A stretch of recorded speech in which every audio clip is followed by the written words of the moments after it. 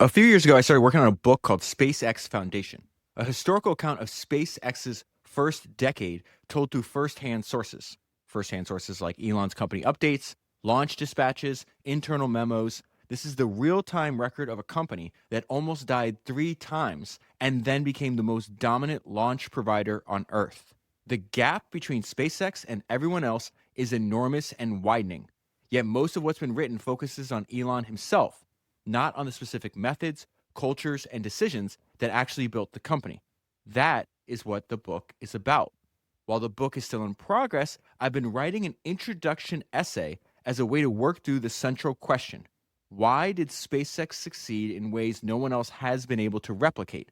And more importantly, is any of it learnable? The practices that made SpaceX dominant aren't unique to rockets. They're a blueprint for building anything hard. That's the introduction to this introduction essay of this book. So the introduction essay is called Atoms Are Cheap, Process is Pricey, What SpaceX Teaches Us About Building Hard Things. It is written by Max Olson, who is writing that book called SpaceX Foundation. I've read this essay 3 times. I think it's really good, so I want to go through some of the main ideas with you. And so the essay starts like this. SpaceX has been remarkably open about how they operate.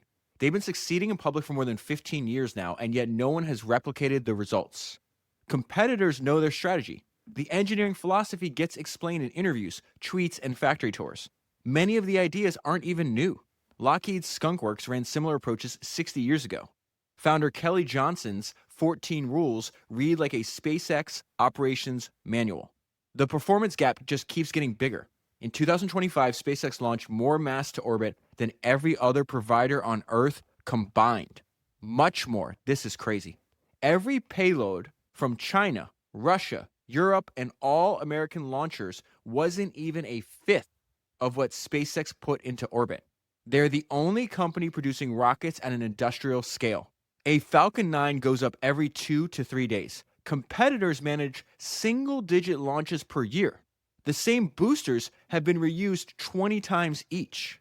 The company has sent astronauts to the International Space Station, the first private company to do so. Starlink, their satellite internet constellation, now has over 9,000 satellites in orbit, the largest in history. Both built and launched by the same company. SpaceX is now the most valuable private company on the planet.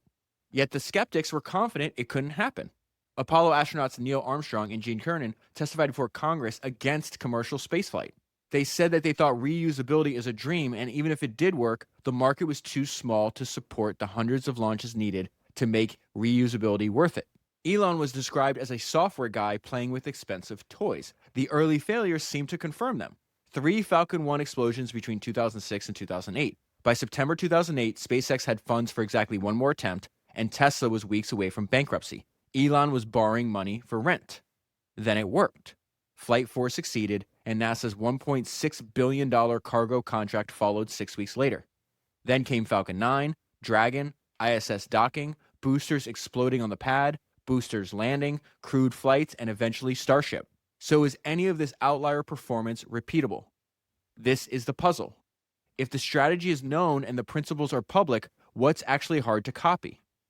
Obvious factors explain some of this, but not enough.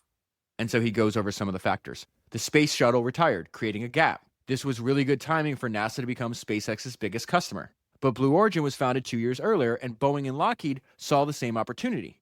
The grand vision of boots on Mars attracted missionaries, but ambitious visions are cheap, and plenty of founders have them. Elon putting in $100 million bought early runway, but Bezos poured much more into Blue Origin, and legacy primes had multiples of this amount. Technology was also getting better: 3D printing, simulation, advanced materials, all commercially available to competitors. These factors are real and none are sufficient. If they explained it, others could have caught up easily, but they're not even close. SpaceX is a hotbed of case study material: engineering, product, finance, strategy, manufacturing, product management, etc. If you're interested in the company, these are all important, but I'm more curious about which are repeatable. The question isn't why did SpaceX succeed? That's too vague to be useful. The sharper question: what can someone building hard things actually take away? And so then Max breaks it down into a bunch of subheadings. The first one is the strategy. What SpaceX has done more than anything is minimize the cost of getting things to space. The vision is humanity expanding across our solar system, but the lever is the cost of moving mass from Earth's surface to orbit and beyond. Everything else, the launches, the landings, the reuse, serves that goal. When you study how companies hold advantages over time, consistently being the low-cost provider might be the hardest to maintain. The reason is that it has to be baked into everything you do. It cannot be an initiative or an afterthought. It has to shape how you design products, structure the company, and choose what to build. And as you'll see in the book, it all started from the earliest days. Before starting SpaceX, Elon wanted to get to Mars, but he didn't set out to build a rocket manufacturer. In 2001, he tried buying Russian ICBMs to get there, but the Russians quoted him ridiculous prices. So he famously reframed the question from first principles. What is a rocket made of? Aerospace-grade aluminum alloys, plus some titanium, copper, and carbon fiber. And then I asked, what is the value of those materials on the commodity market? It turned out that the materials cost of a rocket was around 2% of the typical price, which is a crazy ratio for a large mechanical product. 2%. Your car's raw materials are maybe 20 to 30% of the sticker price. Consumer electronics are similar. But rockets, 98 cents of every dollar was going somewhere other than what it was made of. Where was it going? 3 places, it seems. Supplier markup stacking through contract layers, each tier adding 15 to 30% margin. Custom designs that couldn't achieve manufacturing scale. And expendable hardware thrown away after every flight. None of these are the laws of physics. Traditional aerospace treated high costs as fixed constraints. But what if you treated them as variables? How do you actually capture that 98%? I'm reading an early copy of this book called The Book of Elon. It's written by my friend Eric Jorgensen. It'll be out in a few weeks. It's about 200 pages of just Elon in his own words, and he was actually talking about another way to think about this. This is what Elon says from this book. How could the Russians build low-cost rockets? It's not like we drive Russian cars, fly Russian planes, or have Russian kitchen appliances. The U.S. is a pretty competitive place, and we should be able to build a cost-efficient launch vehicle. So back to the essay, another subheading, rethink from first principles. Start with the actual product. If you accept existing solutions, you accept their cost structure. So rebuild from physics instead. Don't ask, what do rockets cost? Ask, what should rockets cost? Elon eventually named this the idiot index, the ratio of the actual cost of a part to the cost of its raw materials. If the ratio is high, he says, you're an idiot. Consider the Falcon 1 actuator. A vendor quoted $120,000 and 18 months of development. SpaceX's engineers built it for $3,900. When founding engineer Tom Mueller's team asked about a critical engine valve, the supplier kind of smirked and left after hearing SpaceX's timeline and budget. Mueller's team made the valve themselves. This pattern repeated across the vehicle. The Dragon's capsule docking mechanism was reinvented from off-the-shelf bike shocks and catalog parts instead of adopting NASA's existing design. There are probably 100 examples like this, most not discussed in public. The philosophy extended to fundamental architecture. SpaceX uses one propellant pair, liquid oxygen and RP-1 kerosene, across all stages. The vacuum Merlin engine uses a fixed nozzle extension instead of a deployable one. This is the main point. Fewer moving parts means fewer failure modes, means lower cost. Compare this to the Atlas V rocket, which uses up to 3 different rocket types in a single vehicle, each optimized for its flight phase. Elon's response to this was, you've just tripled your factory costs and all your operational costs. And so he continues to give examples of how they think and all these little decisions they're making. The Merlin engine family embodies this trade-off. Russian RD-180 engines cost $20 to $25 million each, while the Merlin 1D production runs around $1 million. How? SpaceX eliminated hydrogen's complexity by using kerosene, used regenerative cooling with the fuel itself, and optimized for manufacturability over maximum performance. The result was 95% of theoretical efficiency for 80% cost reduction. Merlin's performance is slightly lower, but good enough at 1/20th the cost. But identifying where to cut costs doesn't mean you can actually cut them. You still have to build the parts.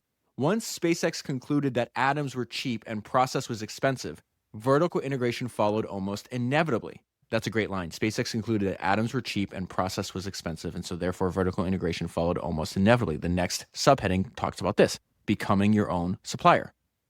If materials are cheap and the tax is all process and overhead, you need to control the process to capture the savings.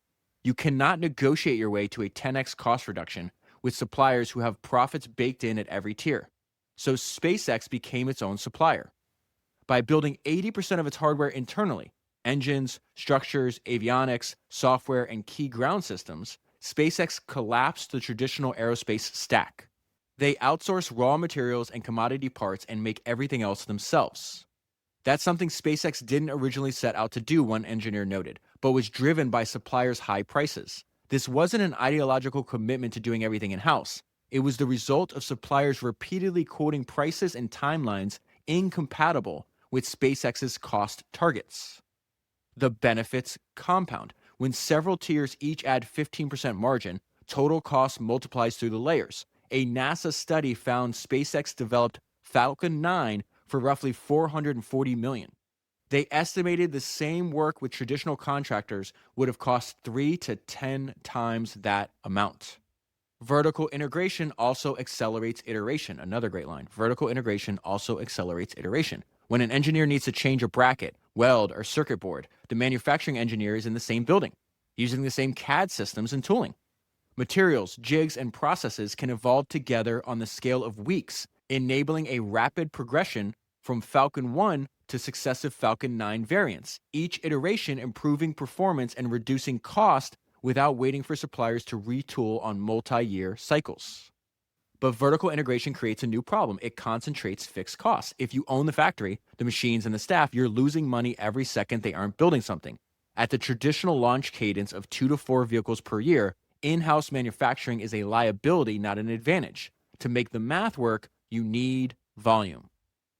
Before we get back into this, I want to tell you about the presenting sponsor of this podcast, Ramp. One of the main themes in the history of SpaceX is constantly attacking and questioning your costs. Ramp helps many of the most innovative businesses in the world do exactly that. The median company running on Ramp cuts their expenses by 5%. And just like SpaceX has demonstrated, a religious dedication to controlling costs helps increase revenue and pursue opportunities you couldn't otherwise. We see that in the Ramp data too. The median company running on Ramp also grows their revenue by 16%. Many of the top founders and CEOs I know run their business on Ramp. I run my business on Ramp, and you should too. Go to ramp.com today to learn how they can help your business save time and money. That is ramp.com. So that brings us to the next subheading, build a platform.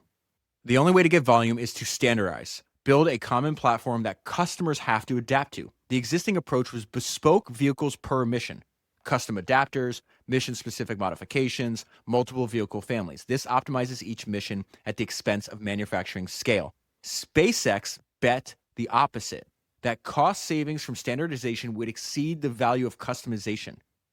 Yes, customers wanted custom solutions, but they wanted low prices even more. Force them to choose and they will adapt.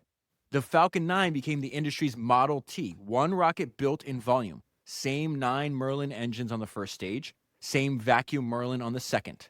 Same structures, same diameter, same aluminum lithium alloy, same welding methods, same avionics, same ground systems. Even Falcon Heavy is just 3 Falcon 9 first stages strapped together with a shared upper stage. A scaled variant from the same core, not a new vehicle. SpaceX published a Falcon User's Guide, which defined bolt circles, electrical connectors, and fairing environments. Customers designed to SpaceX's spec instead of demanding customizations. Satellite orbits adjusted to Falcon performance curves. This flipped the negotiating power. Instead of aerospace companies serving satellite specifications, satellites adapted to SpaceX capabilities. The economics of manufacturing is what makes this work. Building 40 identical Falcon 9s annually creates automotive-style learning curves that are impossible in custom aerospace. As production scales, learning improves and cost declines. How this worked in practice is that every anomaly, wear pattern, or manufacturing defect fed back directly to the teams that design the parts. Finally, there's the logical conclusion of standardization, which is reusability. Reusable boosters are still the same Falcon 9 cores. You aren't just building the same model of rocket, you are literally flying the exact same hardware. Because every booster was identical, every landing attempt provided perfectly comparable data. If making 40 rockets creates a manufacturing learning curve, Flying the same rocket 20 times creates an operational learning curve that's even steeper. The economics are devastating for competitors. Traditional providers launching a handful of custom vehicles per year never accumulate enough data to even start this cycle. And this is so good how Max ties this all together. You can probably see why all three tactics were necessary. First principles identified the waste. Vertical integration provided the control to eliminate it. Standardization allowed the volume to make that control profitable. Without all three, the system breaks. They work together so that each flight makes the next one cheaper. What does this sound like? A flywheel. Lower costs enable lower prices, which capture market share, which increases volume, which drives costs lower still. The incumbents understood this too late. They optimized components locally. Better engines, lighter materials, incremental gains. SpaceX optimized the system for cost, accepting component-level compromises for system-level dominance. This flywheel relies on high volume. Competitors couldn't even imagine there was even a market for so many rockets. And they weren't willing to take the risk of spending all the money just to find out. In a world where atoms are cheap and processes expensive, the real innovation was not a single engine or material, but the decision to redesign the entire stack around the economics of cost. But a cost target doesn't build itself. First principle strategy says what to build. It doesn't say how to build it without catastrophic mistakes along the way. On to the next subheading, the engineering. If the strategy is to rethink everything from first principles, how do you actually execute that without major consequential failures? The standard answer is to analyze exhaustively before building. So he's going to describe the standard answer, and I love how he talks about SpaceX literally inverted this. Traditional aerospace follows this path religiously.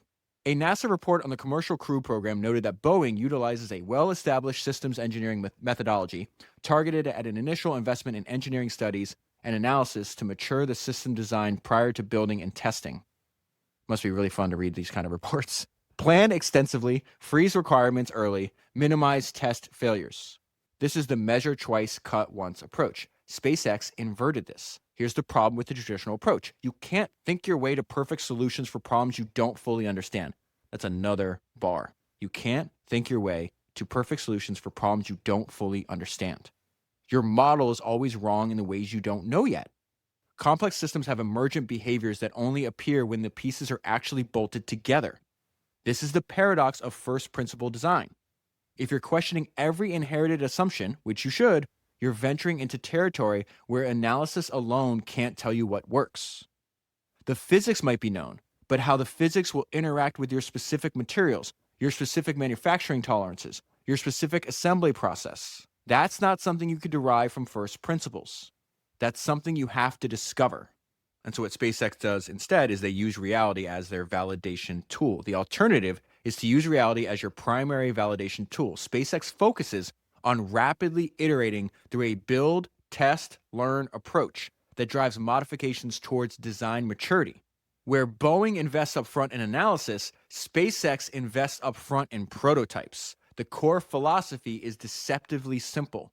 Failures are data, not disasters. Tight feedback loops lead to a high rate of innovation and adaptation, quickly finding better solutions of what not to do. Speed is a tactical advantage. This isn't new. During World War II, the P-80 fighter jet went from concept to test flight in 5 months. In the early 1960s, the SR-71 Blackbird went from idea to rollout in 4 years. And it's still the fastest manned plane ever built. That's nuts. Could that possibly be true? In the early 1960s, the SR-71 Blackbird went from idea to rollout in 4 years, and it's still the fastest manned plane ever built. Small teams, fast iteration, real hardware. In a 2021 Starbase interview, Elon explained the goal with each Starship prototype. Push the envelope such that it blows up. That is the end of his quote. That is his whole quote.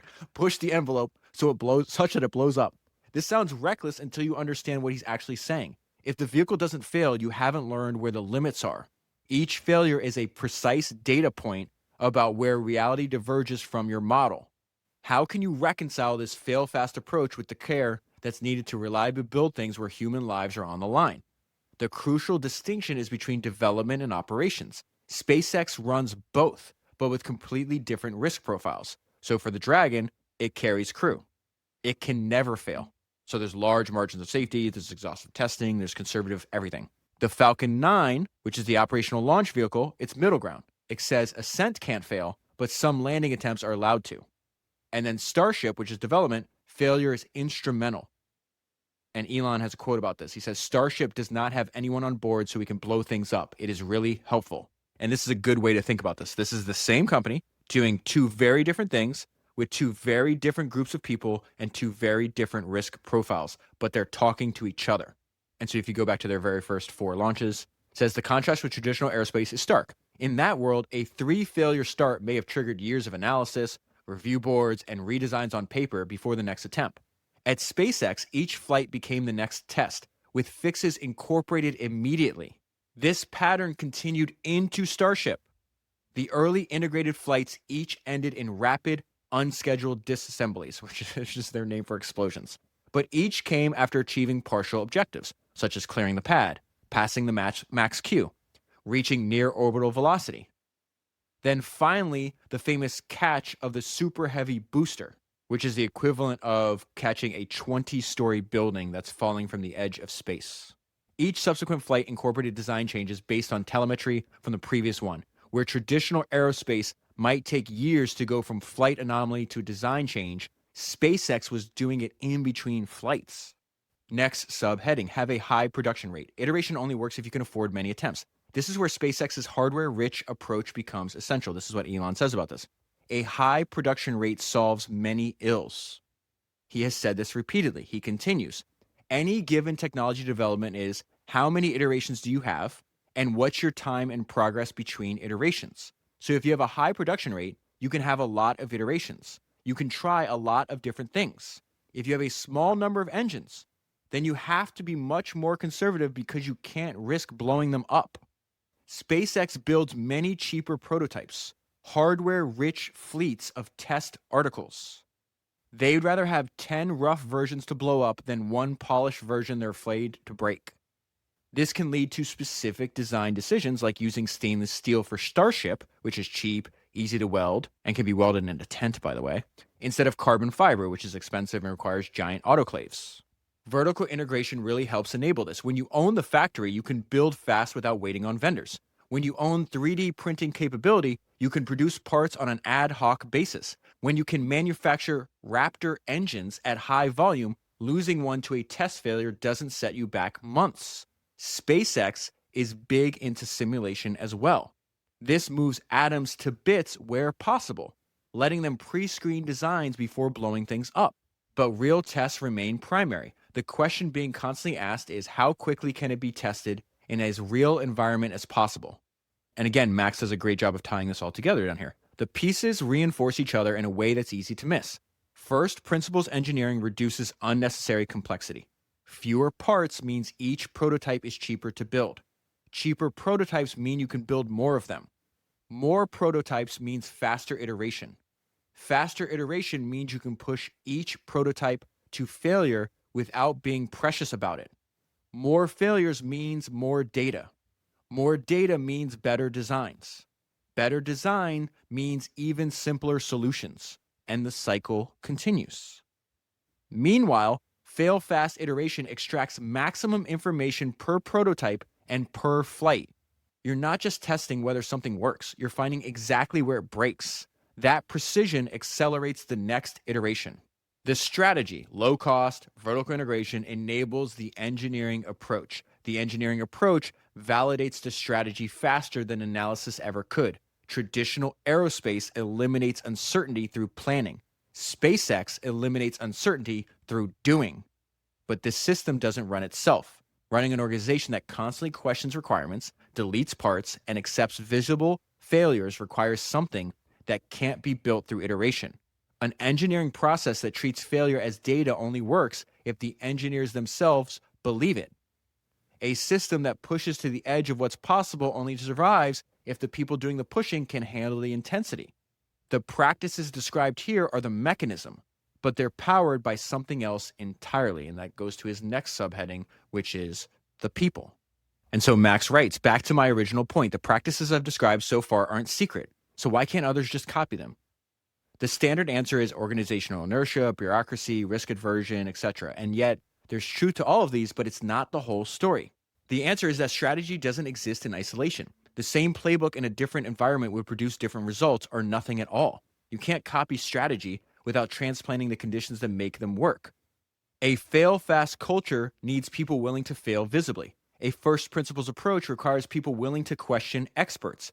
Skip-level truth-seeking requires people willing to deliver bad news directly to the CEO. The variable I've been circling around is people, not in the bland HR sense of our people are our greatest asset. In the structural sense, who shows up, what they believe, and what behaviors they're willing to accept from each other. SpaceX didn't just hire good engineers. It built a system that attracts, retains, and amplifies a particular kind of engineer while filtering out everyone else. The variable starts with Elon. Without him, none of this exists. I don't say this as a hagiography, only an observation about initial conditions. Someone had to fund a rocket company when the idea seemed crazy. Someone had to decide that colonize Mars was an actual engineering target. I want to call out 3 factors in particular that were foundational to SpaceX's culture. The first, an ambitious vision that functions as a recruiting filter. Building cities on other planets isn't just aspirational branding, it's a sorting mechanism. The mission attracts missionaries. Engineers who would never work for just another launch company will work brutal hours for a shot at making humanity multiplanetary. When the mission is that clear, prioritization becomes automatic. That's another great line. When the mission is that clear, prioritization becomes automatic. Every decision has a simple test. Second, constant forcing functions, both real and manufactured. I think this part is underrated. Some were genuinely existential, like the 2008 cash crisis when SpaceX had funds for exactly one more Falcon 1 attempt. Others Elon created himself, aggressive public timelines that even he knew were ambitious. Internal do-or-die milestones that felt real even when they weren't legally binding.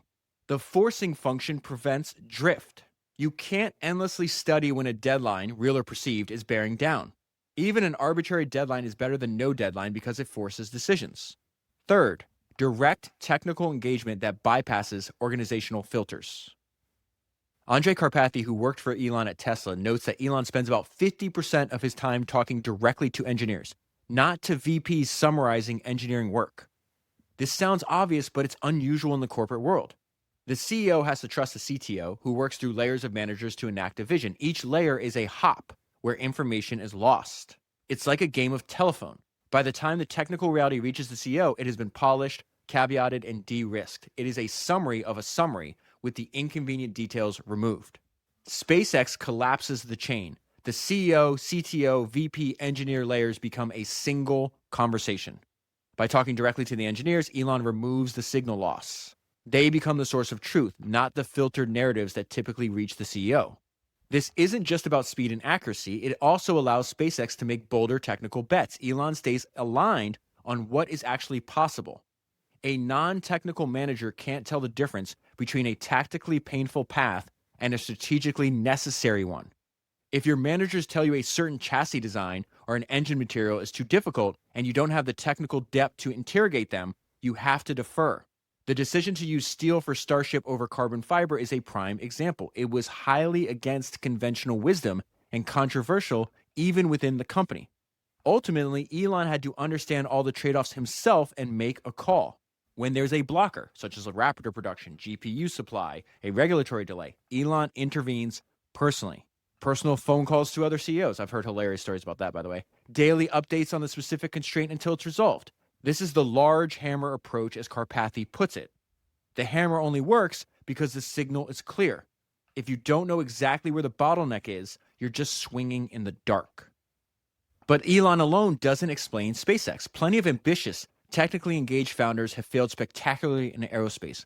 Founders set direction, but it takes more than that to sustain a company. Start with Gwynne Shotwell, currently the president of SpaceX and part of the core founding team. She's the one, quote, holding it all together, as many believe. But it's a mistake to view her as merely the steady hand who keeps the lights on while the engineers dream. She is the strategic co-architect of the entire system. I wonder if Shotwell does any podcasts. If anybody listening to this happens to know her, I'd love to have a conversation with her on my other show, on my new show. So back to that. She's a strategic co-architect of the entire system. In most other companies, the sales and business teams are natural enemies of engineering logic. They promise the customer whatever they want, which creates the very bespoke complexity that the first principles thinking is trying to delete. Shotwell did the opposite. She recognized that for the manufacturing flywheel to work, the market had to be forced to adapt to the rocket. She made it so the world's most conservative buyers, NASA and the Pentagon, would accept a radical new model of standardization. She ensured that every dollar saved by engineering was converted into a dominant market position. She's the reason SpaceX didn't end up as another very impressive, very bankrupt space startup. The combination also worked because of where it happened, Southern California, where aerospace culture runs deep. Not just available talent from declining programs, but the lineage back to the early aviation pioneers building flying machines in hangars. That expertise was dormant, buried under decades of bureaucracy. What Elon grafted onto it were Silicon Valley operating norms, flat hierarchy, engineer ownership, permission to walk out of unproductive meetings. From this foundation, specific cultural practices emerged. Not values on a poster, actual behavioral memes that spread through the organization. Memes that show up in day-to-day decisions about what to build, who gets promoted, and how to respond when rockets blow up. And real quick, before we get back into this, I need to tell you about Vanta. Vanta helps your company prove you're secure so more customers will use your product or service. You can think of Vanta as your always-on AI-powered security expert who scales with you. The more your business grows, the more complex your security needs get. And that complexity can turn into chaos, and Vanta helps tame that chaos. Vanta automates compliance, continuously monitors your controls, and gives you a single source of truth for compliance and risk. So whether you're a fast-growing startup like Cursor or an enterprise company like Snowflake, Vanta fits easily into your existing workflows. This allows you to keep growing a company that your customers can trust. Many companies won't sign contracts unless you're certified, and this is causing you to lose out on sales. That is why the average Vanta customer reports a 526% return on investment after becoming a Vanta customer. Automate your compliance, security, and trust with Vanta. Vanta will help you win trust, close deals, and stay secure faster and with less effort. Go to vanta.com/founders and you will get $1,000 off. That is vanta.com/founders. So Max breaks this down into 5 separate memes. The first one, meme number 1, tip of the spear focus. Always identify and attack the biggest limiter. Don't spread effort across secondary problems. Laser in on the single constraint that, if removed, would unlock everything downstream. That is true at every level. Each SpaceX site has a single dominating objective to simplify prioritization. A NASA manager who visited SpaceX observed that when a new problem appears, it looks like a flash mob in the hallway. When a system-level bottleneck is identified, it gets disproportionate resources. When Starship development was bottlenecked on Raptor engine production, that became the company's focus. Not propellant loading, not heat shields, not launch infrastructure. Raptors. Elon gave it absolute focus, daily updates, memos to the company, resources redirected from elsewhere. Once engine production broke through, attention shifted to the next constraint. The limiter always gets the hammer. Meme number 2, push through roadblocks. A roadblock isn't a reason, it's a problem statement. You either clear it or you escalate it until someone does. Admitting you're blocked isn't shameful at SpaceX, it's expected. Hiding a blocker is what gets you in trouble. As one engineer described it, solving blockers moved the needle forward on several projects. The cultural expectation is honesty about what's not working and the relentless effort to fix it. That's another good line. I gotta repeat that. The cultural expectation is honesty about what's not working and relentless effort to fix it. Meme number 3, scrappiness. Cost-sensitive resourcefulness over bureaucratic process. This goes hand in hand with the low-cost provider mentality. SpaceX's replacement for NASA's Heritage docking system was prototyped with bike shocks and catalog parts. Crude prototypes let you test ideas before committing to expensive development. The scrappy approach extends everywhere. Reuse test hardware, hacking tools together, building ground support equipment from industrial components instead of aerospace-grade systems. Small teams build end-to-end instead of handing off between specialized groups. Engineers are expected to design, build, and test what they own. Elon calls the alternative ivory tower engineering. Design something, throw it over the wall, and let someone else figure out how to actually make it. At SpaceX, the person who drew the bracket is the person who welds it. Meme number 4, question requirements. Every constraint, customer, regulatory, internal, is treated as a hypothesis to interrogate, not a fact to accept. This is the embodiment of first principle thinking. Here's an example. Falcon 9's grid fins were originally designed to fold like traditional aerospace grid fins. The folding mechanism reduced drag during ascent, which seemed obviously necessary. SpaceX questioned whether it was worth the mass and complexity. Simulations showed fixed fins were acceptable, so they deleted the mechanism entirely. This is what Elon said. The best part is no part. The best process is no process. Engineers are explicitly told that requirements from quote-unquote smart people are the most dangerous because nobody thinks to question them. Every requirement must have an owner, a specific person who can defend why it exists. If the owner can't explain it or the original reason no longer applies, that requirement gets deleted. This turns into Elon's now well-known rule. If you are not adding back at least 10% of the requirements you deleted, you aren't deleting enough. And meme number 5, treat everything as learning. Failures and explosions are data for the next iteration, not disasters to be concealed. SpaceX published compilation videos titled How Not to Land an Orbital Rocket. Spectacular drone ship crashes set to music. This isn't just PR, it's a genuine signal that visible failure is acceptable if you extract the lesson. Many would see the early Falcon 9 booster landings as spectacular failures. Rockets exploding on drone ships, tipping over, crashing into the ocean. But over time, those iterations produced a landing success rate high enough to support reusing boosters dozens of times. That reusability is what makes Falcon 9 economically dominant. You don't get there without the explosions first. The cultural frame matters. A failed test is only bad if you didn't learn enough from it. These memes reinforce each other, and they reinforce the strategy. Vision attracts people who thrive in this culture. The culture then selects for more of the same. High performers stay, others self-select out. Small elite teams maintained by default. Low performers actively removed rather than accumulated. This is the real moat. SpaceX's cost advantage can theoretically be matched. Their technical innovations can be studied and replicated, but the culture requires rebuilding an organization from scratch. Are you seeing the pattern yet? The entire system reinforces itself, spinning the flywheel faster and becoming increasingly hard to copy. It's loops all the way down. And so that brings us to the last subheading, feedback loop. So what is actually hard to copy? Strategy identified the waste. 98% of every dollar going down to process instead of atoms. Engineering found the path. Iterate fast and validate using reality instead of thinking your way to perfect solutions. Culture made it move. Question requirements. Fail visibly. Attack the tip of the spear. 3 systems mutually reinforcing. Each turn of the flywheel makes the next one easier. The answer to what's hard to copy isn't any single tactic. It's that the tactics are a system. Copy one without the others and it breaks down. First principles design without vertical integration gives you targets you can't reach. Vertical integration without volume makes your fixed cost a liability. A fail-fast culture without people who can tolerate visible failures becomes theater. The output isn't just cheaper rockets. The real output is a generation trained to build hard things. Engineers who internalize these memes, question requirements, fail fast, tip of the spear, are now scattered across the frontier. Space startups, defense tech, manufacturing automation, energy. The cultural memes are spreading. The lessons aren't trapped inside one company. This matters for anyone trying to build something hard. Working at frontiers creates optionality invisible from the ground. Starlink wasn't in the original vision. It emerged because SpaceX was already there, launching so frequently and cheaply that a 9,000 satellite constellation became feasible. Others couldn't see that opportunity because no one else was in a position to take it. When you're at the frontier, possibilities present themselves that don't exist for anyone else.